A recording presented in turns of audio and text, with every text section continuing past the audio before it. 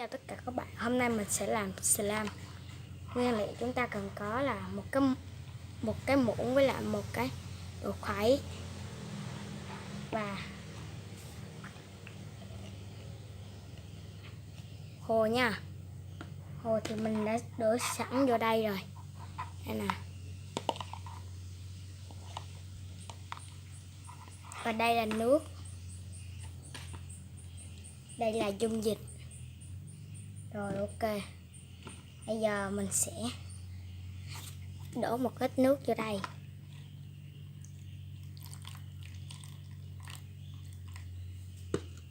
Chúng ta sẽ khuấy đều.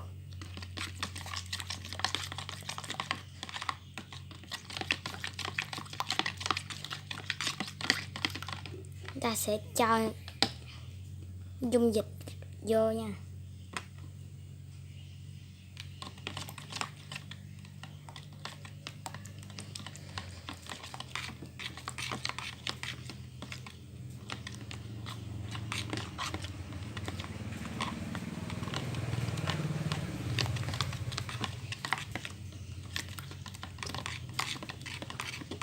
Nó đang bắt đầu đông lại rồi.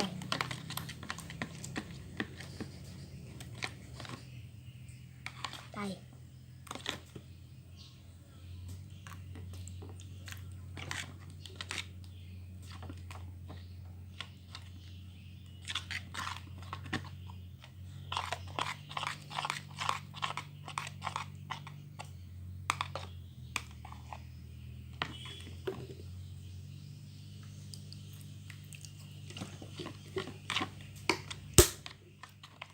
Rồi, như đây là được rồi.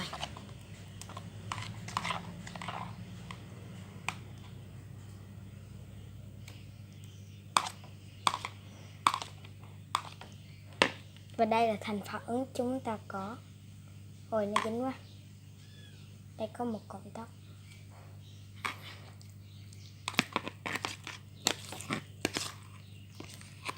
Rồi ok.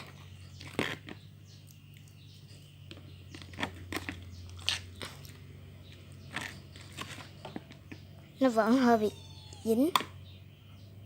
Chứ mình phải cho thêm một ít nước cái đã.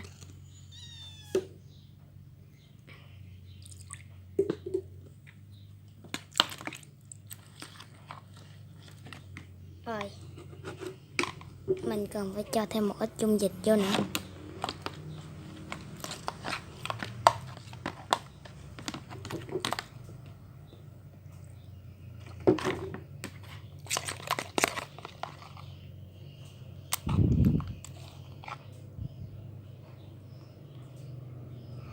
Mình sẽ đổ một ít nước ra. Tại vì hồi nãy mình cho hơi quá tay.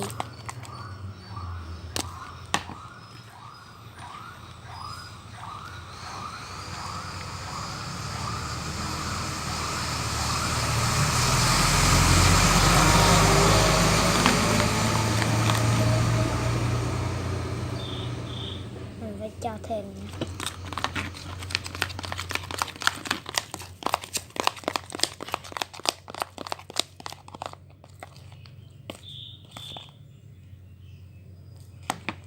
Dính một cọng tóc rồi nè.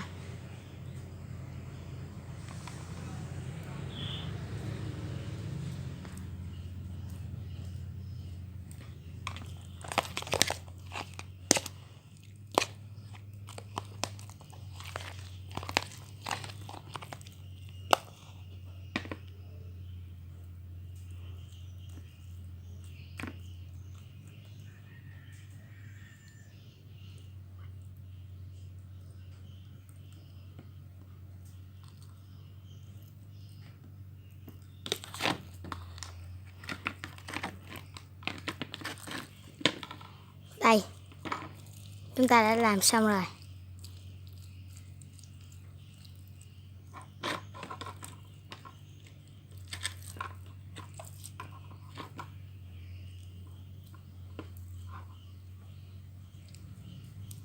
Nó vẫn hơi dính tay. Tại vì nó chưa có được đông cho máy.